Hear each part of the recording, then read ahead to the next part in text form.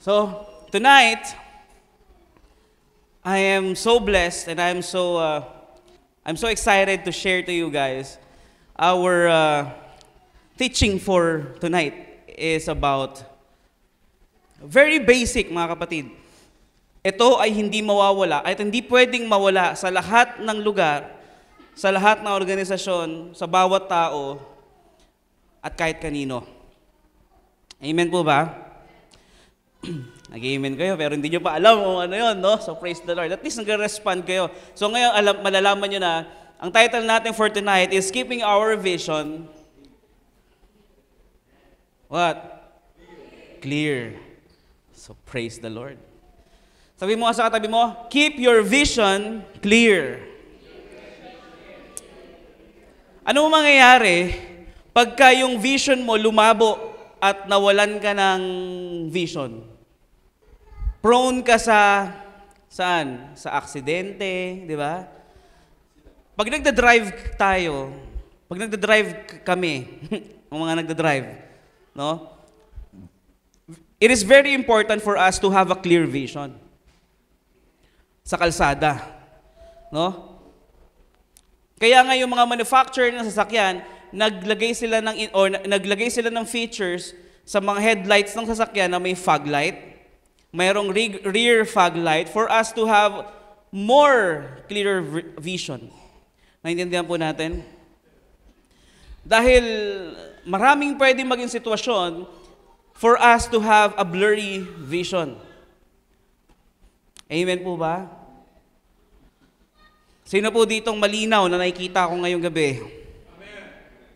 Sabi sa Proverbs chapter 28 verse 29 pala, verse 18. Sabi, where there is no vision, King James Version to mga kapatid, the people perish, but he that keepeth the law, happy is he. Ang ganda nung King James, no? Sino po dito happy? Sino po dito yung medyo bothered? Siyempre, wala nga amen. Lahat tayo happy. Pero pag uwi sa bahay, ano ba naman yan? Inday! No? Medyo nabablur na yung vision yan. No? Hindi porket nakikita mo lahat clear sa paligid mo, ibig sabihin, you have a clear vision. Hindi po ganun nangangahulugan na maayos yung vision mo. No? Let me tell you this, the most powerful force on earth is the power of vision. Naniniwala po kayo doon? Bakit? Bakit ito yung pinaka-powerful force on earth? Kasi pag wala kang vision, ano sabi? You will perish. Later on, malalaman nyo, ano ba ibig sabihin sa that we will perish? No? So it is very important for us to have a vision. No? Vision is the ability to literally see the invisible in order to make it possible. Amen? Kita mo, pag meron kang gagawin or pag meron kang itatayong negosyo, pag wala kang vision, it will not prosper. Once you can see something, you can do it. Alam mo, I'll give you an example. This is a life testimony, a living testimony, a living legend. Ito po ay nakakasama nating araw-araw, mga kapatid. This person is very important to my life. Naka na. Kita niyo mga kapatid, i-share ko sa inyo, example ko sa inyo yung kapatid ko. Walaan nyo na lang kung sino. Meron siyang clothing business. Mahirapan kayo kung mahulaan to kung sino. Sa tuwing kausap ko yan, lagi niya sinasabi sa akin yung vision niya. At hindi ko vision yun. Hello? Kaninong vision? Kanya. So, ang binigay sa kanya na vision keeper ay si PK. Whenever he is telling his vision to someone that is not given by God to him to keep the vision, they won't understand. Sinasabi niya sa akin vision niya, ganito kasi, alam mo, Niel, Maganda siguro kung yung itatayo, yung ilalagay mong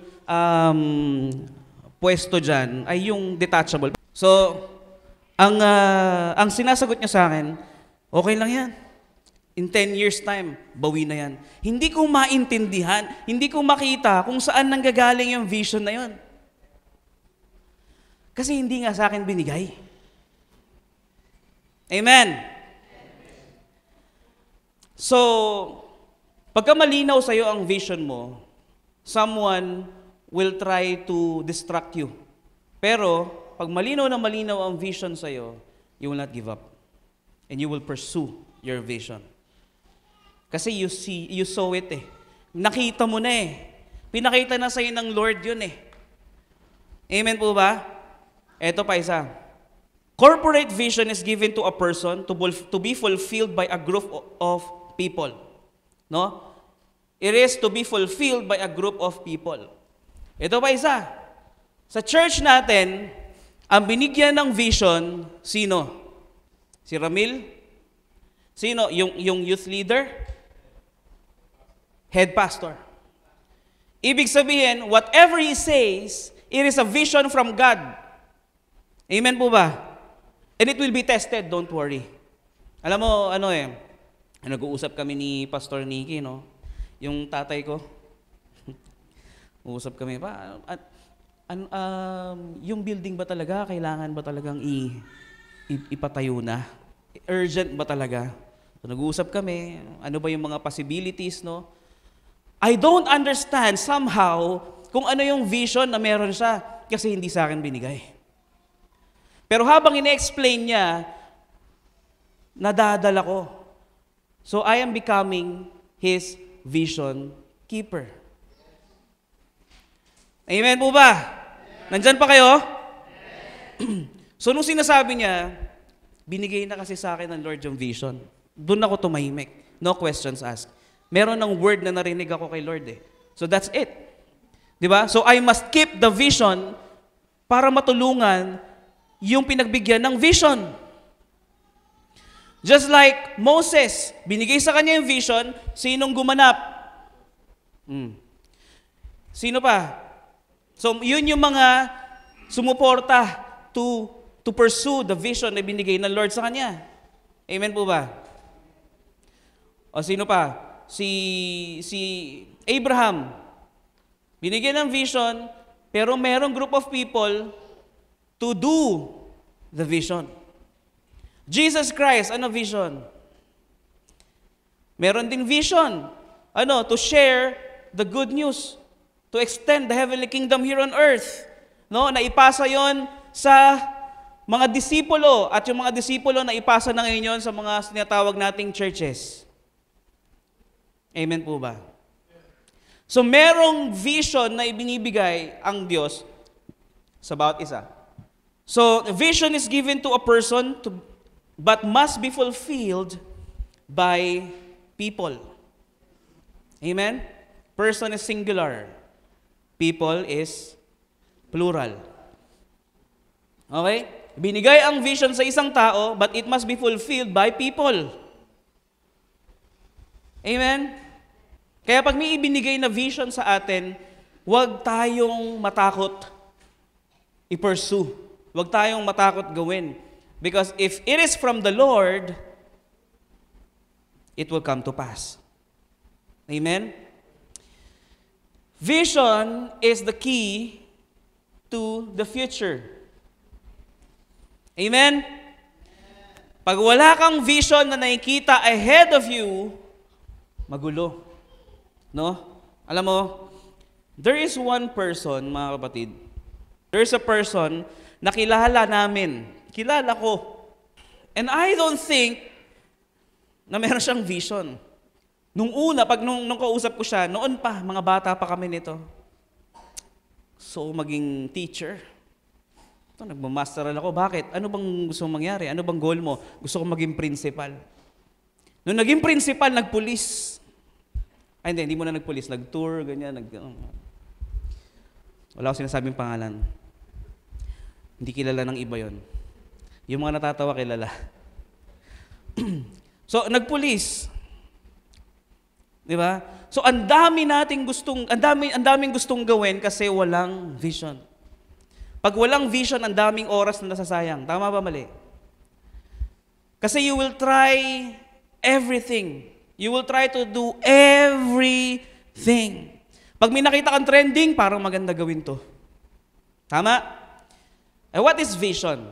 Kanina pa tayo nag-uusap tungkol sa vision. Ano ba yung vision? Vision is, vision means optica. No? Coming into view, sight beyond sight. That is vision. Kaya nga yung optical di ba? EO. I will give you an example of vision. No? I'll just give you an part of vision na kailangan natin kunin. No?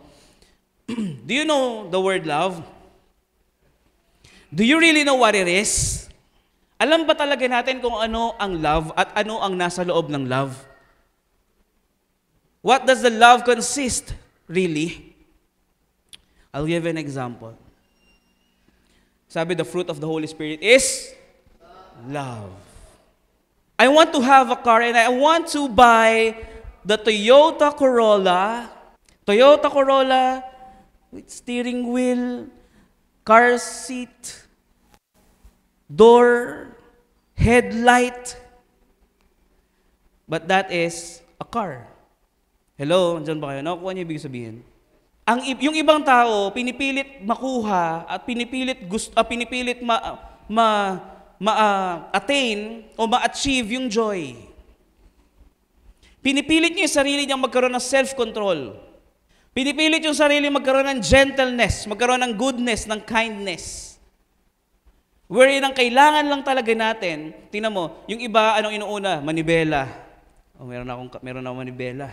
Kulang na lang kotse. Pagka meron ka bang nag-iisang kotse, tawag mo doon cars? Di ba ang tawag mo doon car lang? Yung fruit, love lang. And when you say love, meron ka dapat joy. Meron ka dapat peace. Kasi you cannot have peace without love. You cannot have joy without love. You cannot have self-control without love. And you cannot have everything or every characteristic na binanggit after the love without love. Kaya nga sabi, light of the world, shine on me. Love is the answer. Bakit laging sinasabi, pag-ibig lang ang susi ng lahat. Hawak mo, kaibigan, ng itang kapangyarihan. Bakit pag-ibig lang? Kasi yun lang naman talaga kailangan. If we have the vision of love, pag tayo ay nakafocus dun sa love, hindi mo na kailangan maguluhan. Kailangan ko may joy ako, kailangan may ganito ako. Pag na-achieve mo yung love, pagka nagkaroon ka ng love, lahat yon kasama na. Amen po ba? Hallelujah. Now, we have two types of vision. Ito, tingnan natin ano ba yung two types of vision. Una, natural vision. That is the eyes gives you. No? Yun yung binibigay sa atin ng ating mga mata, the natural vision. Yung natural vision, mga kapatid, kung ano lang yung nakikita mo, doon ka lang naniniwala. Amen po ba? Now, the next one is the heart vision. Sa heart vision, it is the Spirit who is dealing here. It is the Spirit of God ang nagdi-deal dito sa vision na ibinigay sa atin na meron tayo sa ating mga puso. Ano yung puso? Subconscious. Amen po ba? Vision comes from purpose. If you know your purpose, you know your vision. Amen? It is tied to your destiny. It is tied to our purpose. Pagka yung vision na meron ka ay yung gawa-gawa mo lang, mahirap yun. Napakahirap. Di ba? Yung naisip mo lang,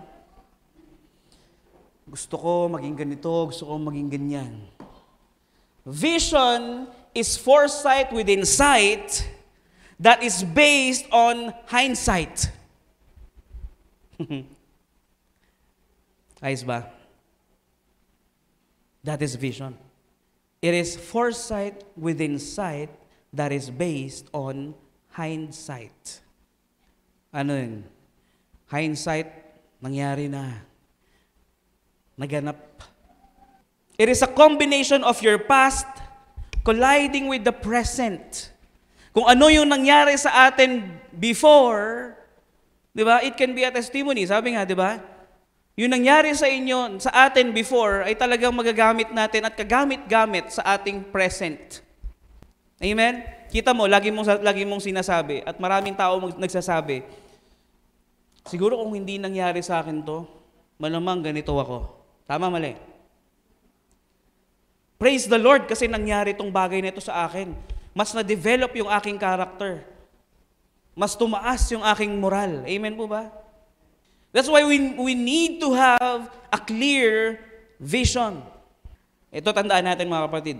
Our vision should be out of reach, but never out of sight. Hindi dapat mawawala sa paningin mo yung vision na meron ka. No? It might be out of reach now. Kaya nga yung mga nakikita natin na testimonials, yung dating sana, ngayon, finally na. Di ba?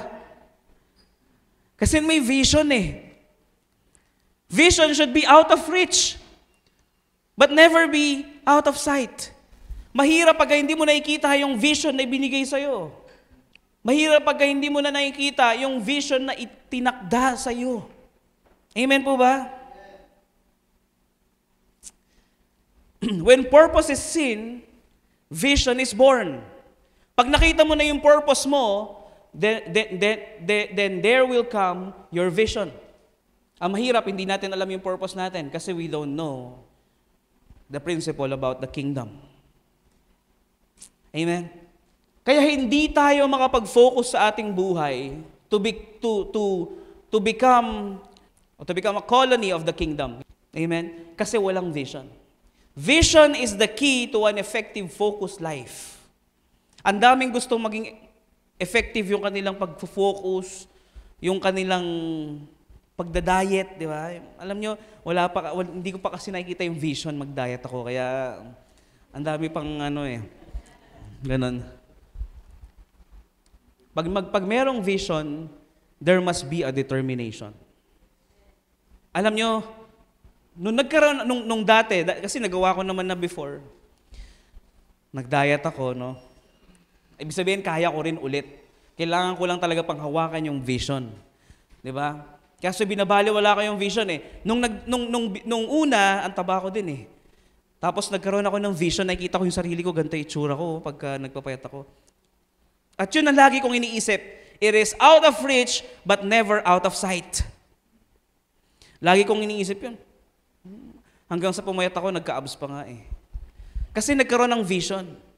Si Pastor Pao na lang, siya ay nag-gym. Di ba? Kung meron siyang vision, magagawa niya yon. Kasi niisip niya lagi yon.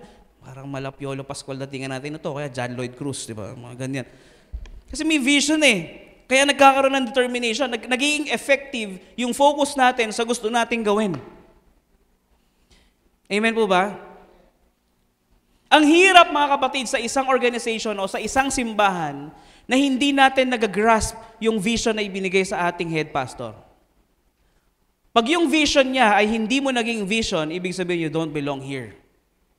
Definitely, God will cut every people that doesn't support the vision na ibinigay niya sa simbahan na ito.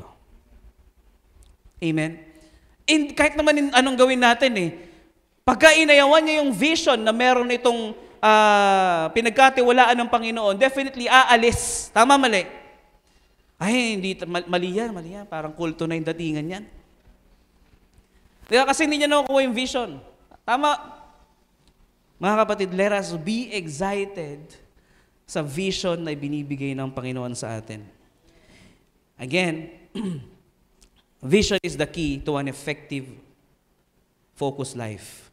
Your vision, mga kapatid, our vision is not ahead of us. We don't need to look for our vision kung kani-kanino at kung saan-saan because it is in you. Pag ang Diyos merong gustong itago, ilalagay niya yun sa lugar na siguradong makikita mo. Di ba? Para hindi mo ma-miss yung pinaka-importanting bagay na meron dapat ang tao, inilagay niya yun sa iyo mismo. Kaya lahat ng nakikita ko, focus talaga sa kanilang vision at sa kanilang mga goal. Naniniwala ako sa kanila that someday, you will be someone. You will be somebody. Amen? Parang si Gab. Ano bang gusto mo mangyari? I want to be like this. No? I want to be like this. I want to be like this. I want to be like that. Meron siyang vision. No? Yun ang sinusunod niya, yung vision na meron siya. At hindi lang naman niya create basta-basta yun, yung kasi yun nakikita niya. Di ba kaya nakikita ko, grabe. Galing mag-drawing ni Gabo. Parang animator. Di ba? Daig pa yung anime ng Mabay nakita ko yung Hunter x Hunter. Daig pa niya yan Grabe, talagang plakadong-plakado yung shoulder Kita ko yung drawing niya, galing Sabi ko, ganyan din ako mag-drawing Tapos sabi ni PK, Kuya, pare-pares kayo magkakapatid, pati si Daniel, ganyan din po mag-drawing. Talaga? Mga kapatid, hindi po mahirap makita ang vision na binigay sa atin ng Panginoon. You just need to discover what is your purpose for you to have vision. Huwag kayong maguluhan kung anong purpose nyo. Sabi nga ni Pastor Pao si Lord, pag naglagay ng parables or ng mga wordings sa Bible, lahat may sagot. So huwag kayong maguguluhan kung anong purpose mo. Isa lang naman ang sasabihin ng Panginoon sa iyo Sabi, let them have their own dominion. Let them have their own dominion. Mamaya, tingnan natin kung ano ibig sabihin ba talaga nun, di ba? Now, Ephesians chapter 3, verse 20, Amplified Version, now to Him who is able to carry out His purpose and do super abundantly more than all that we dare ask or think. Tingnan niyo mga kapatid Si Lord, ang may kaya lang gumawa lahat ng vision na meron tayo. Amen?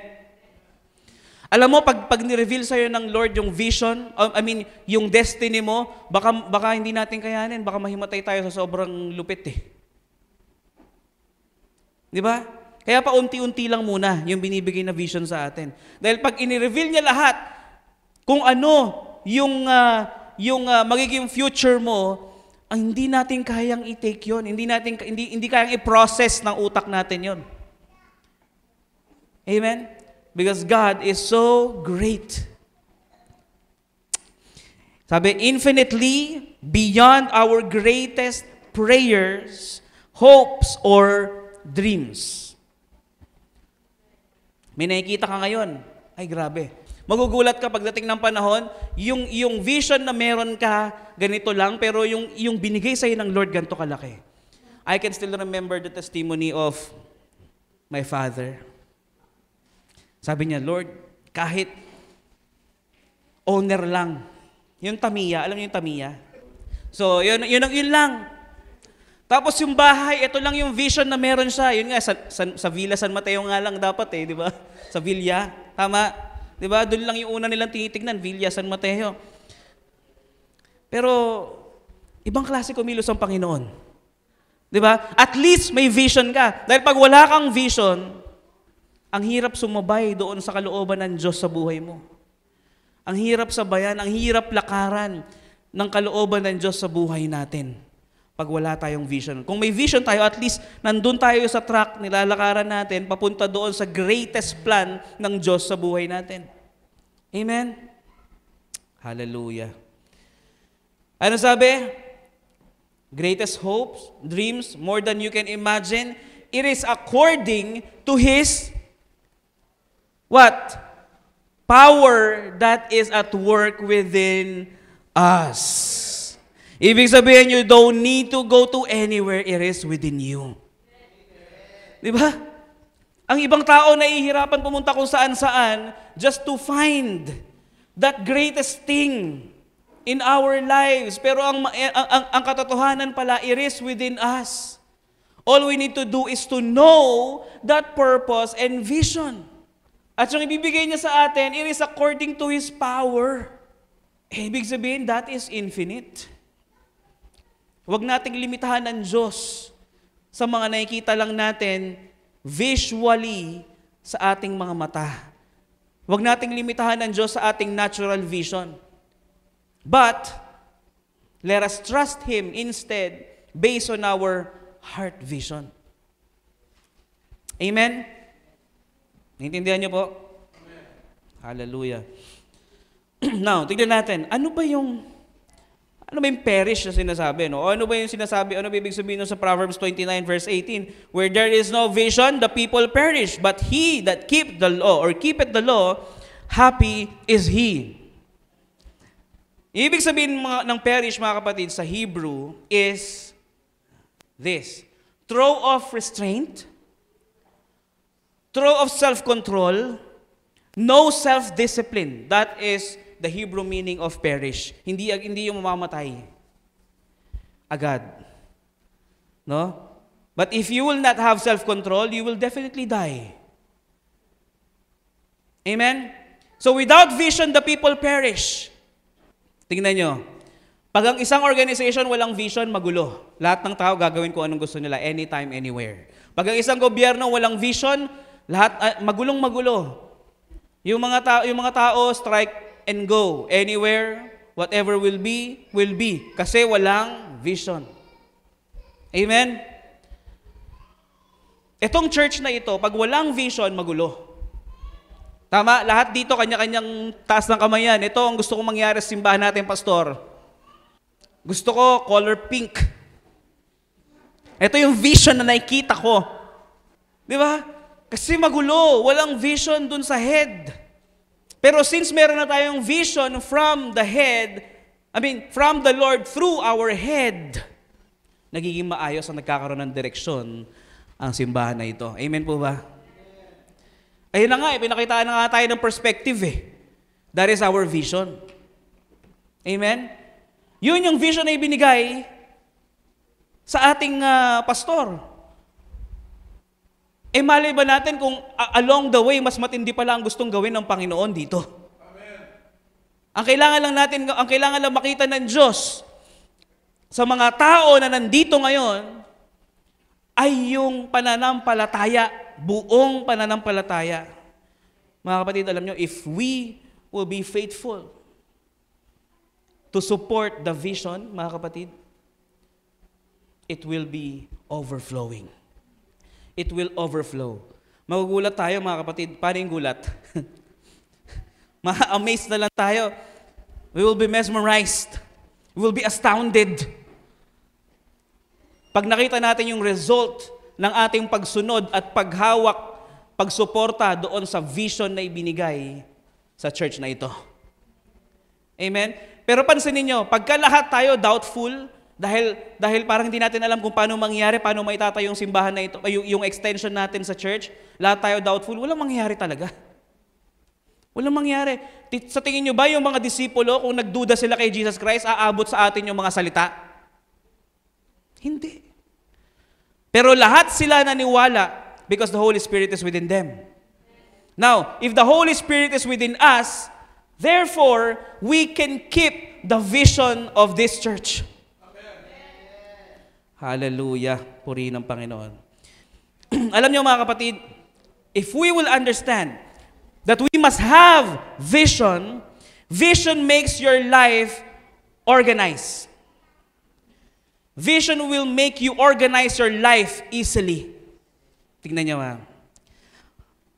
Nakakita na ba kayo ng tao na hindi organized? Ha? O nakakita na ba kayo ng church na disorganized? Yung mga charge na ang hirap basahin dahil hindi mo alam kung sino susundin mo. Yung chairman ba, yung pastor, o yung secretary? Maraming charge na ganyan, mga kapatid. Yung chairman, ganito gusto mangyari. Yung secretary, ganito gusto mangyari. Yung vice chairman, mga kapatid, iba pa yun. Hindi organized kasi walang vision. Merong vision sa pader. Di ba? May vision sa pader, ano nakalagay? To reach out souls. Within San Mateo, Montalban, and nearby places. Di ba? Yun yung vision. Pero yung keeper ng vision, iba ang nasa isip. Disorganized. Mga kapatid, isipin natin kung gaano katindi, kung gaano kasimple ang magiging buhay natin pag meron tayong vision.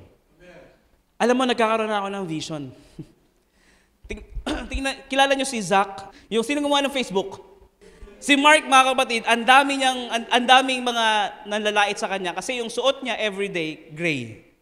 Pansin nyo? Nakita na ba kayo ng tao na ang suot lagi, black?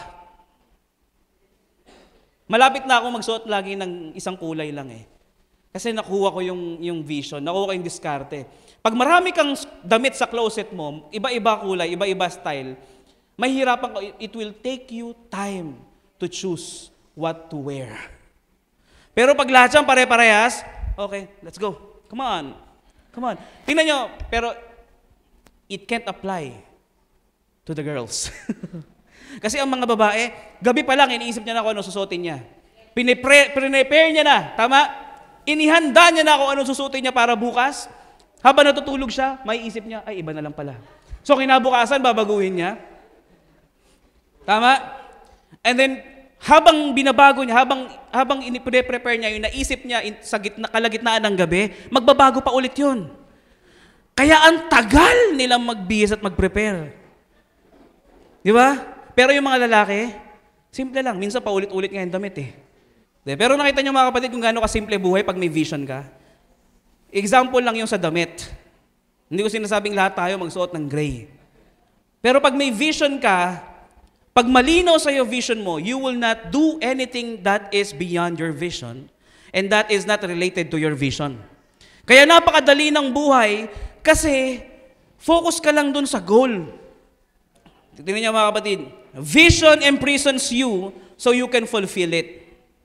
Ikinukulong ka talaga ng vision. Kaya marami ang babash sa'yo because of your vision. It is dangerous to find a vision. Why? Because if you ever find a vision in your life, you might lose some friends. Kasi dati, lahat ginagawa mo. You are trying everything. Tingnan nyo isang testimony ulit. Si Daniel, sabi ko sa kanya, eto si Daniel, hot seat na to eh. Sabi ko, Niel, maglagay ka ng ng milk tea. Diyan sa shop mo. Doon sa una niyang shop. Magulo kasi. Titinda ko damit, tapos may milk tea. Anong pipiliin nila? Bumili ng damit o kuminom ng milk tea? So malinaw sa kanya na ang kailangan niyang itinda ay yung damit lang at hindi milk tea. So he dominates the clothing business. Hallelujah. Ito na. When the person has vision, they don't do anything anymore. Amen? Vision makes life very simple. Because we are not born to do everything. Hindi tayo pinanganak para gawin ang lahat. Tingnan niyo yung ibon. Pag nilagay mo sa tubig, ano mangyari? Relax lang yun. Lagay mo sa tubig, manginginig lang unti yun, tapos relax na siya. Yung palang ginagawa ng ibon sa ilalim ng tubig, relax. Pag inangat mo, relax na siya. Diba? So yung ibon, mga kapatid, napakagagaling lumipad. Kasi they are doing their purpose in life. Amen? Alam mo kung ano ang isang bukod tangi na gustong subukan lahat? Alam mo ang bukod tanging creation na gustong subukan lahat? Tao. Yung tao gusto maging ibon. Yung tao gusto maging isda. Sirena, di ba? Gusto maging sirena.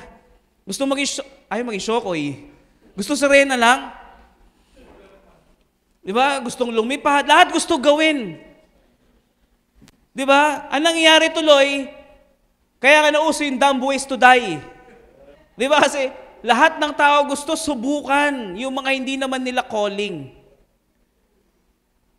Subukan mong gawin yung hindi mo vision, you will perish. Unti-unti, mamamatay ka. Not physically, pero alam mo yun, yung patay ka na sa loob, depressed ka na, frustrated ka na, kasi hindi mo na alam kung anong gagawin mo, lahat na ginawa mo, kasi you are not serving your purpose because you don't have vision. Amen po ba?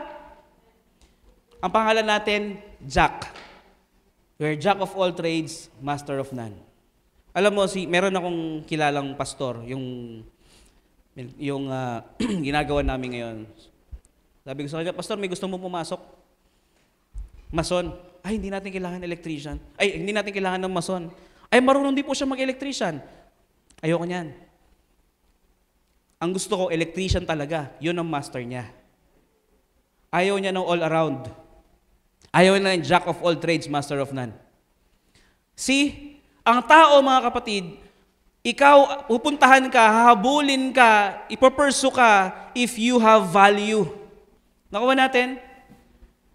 At magkakaroon ka ng value pagka meron kang mastery. Pag meron kang bagay na master mo. Ang sabi niya, let them have their own dominion. Ano yung ibang term sa dominion? Mastery. Pag meron kang bagay na master mo, ibig sabihin, you are dominating it. Lahat ng tao binigyan ng kanya-kanyang mastery. Amen? Pag wala kang master talaga na bagay, pag wala kang specialty, you have no value. Isipin nyo na lahat ng kilala nyo, na lahat ginagawa. Lahat ng ministry pinasukan. So anong tingin sa kanya? Di ba? Lahat ng ministry pinasukan, ang tingin tuloy sa kanya ng mga churchmates, pag may Christmas party, saan ba natin invite to? Kasi master of none.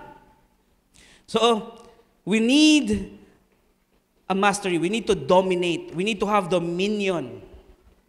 Diba? Doon sa pinagkatiwala sa atin na vision. Yun sa pinagkatiwala sa atin, no? Tingnan niyo mga kapatid. We need to know, ito very critical sa mga magkakaanak, yung pagbibigay ng pangalan. Okay? Pag nagbigay tayo ng pangalan, kasi in Hebrew, kung ano yung function ng isang bagay, yun ang pangalan niya. Di ba? Hindi yan papangalan, dito lang naman sa atin ngayon lang nauso yung aso, pangalan tao. Di ba? Kaya ako, very careful ako sa pagpapapangalan. Kaya yung anak namin, pinangalan namin, talagang sinearch namin sa Bible, kung ano ang gusto namin maging siya. Meron kaming vision doon sa anak namin, which is to be God-fearing. Kaya nga Elisha Briel ang pangalan niya. Di ba?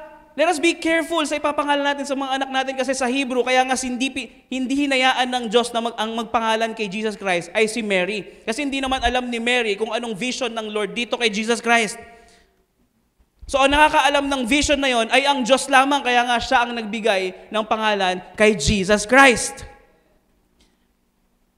Amen?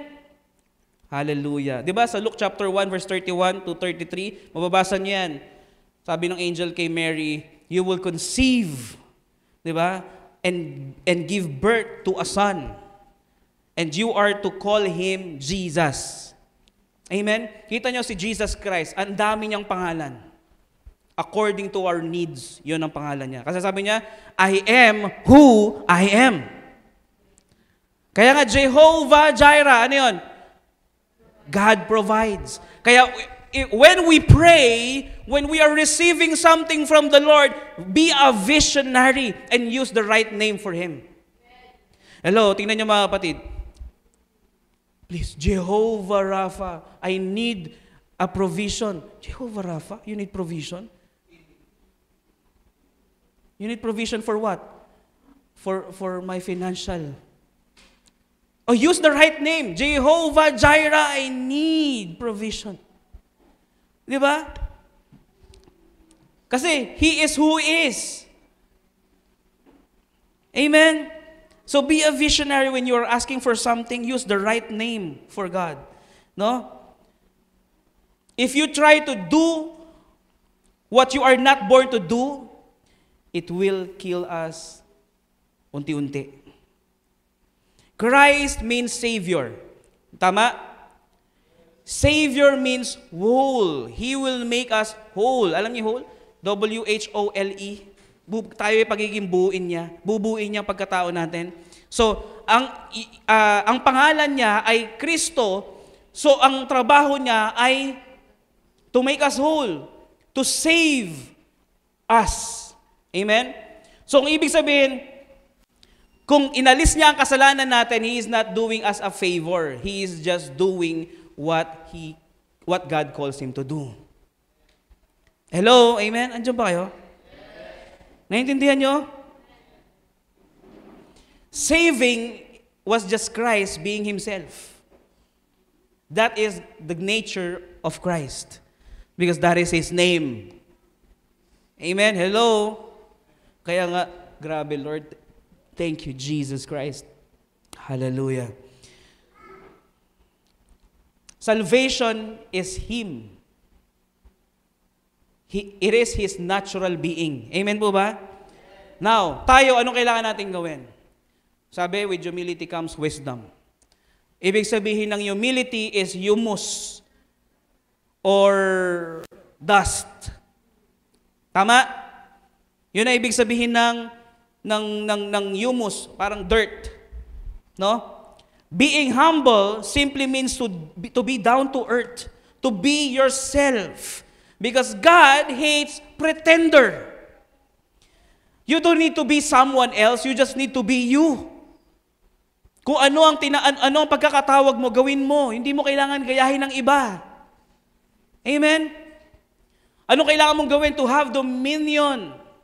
Kung ano pinagkatiwala sa iyo ng Panginoon, dominate it. Amen?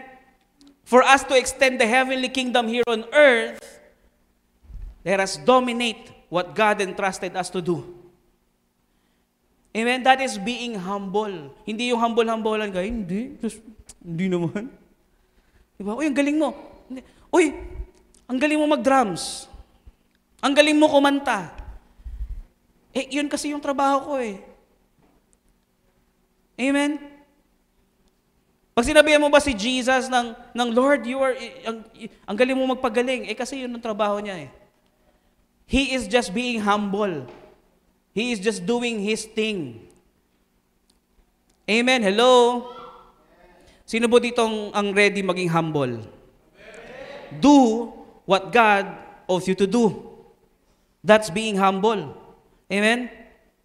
Remember this, Satan is not after you. He is after the vision you are carrying right now. Dahil without vision, my people perish. Sabi ng Panginoon eh. Tama? My people are destroyed because of lack of knowledge. So, you need to carry your vision. You need to keep your vision clear. Dapat talagang hindi mawawala sa yung vision mo. Again, vision must be out of reach, but never out of sight. Amen? Whatever you are called to do, you would have to lose it first.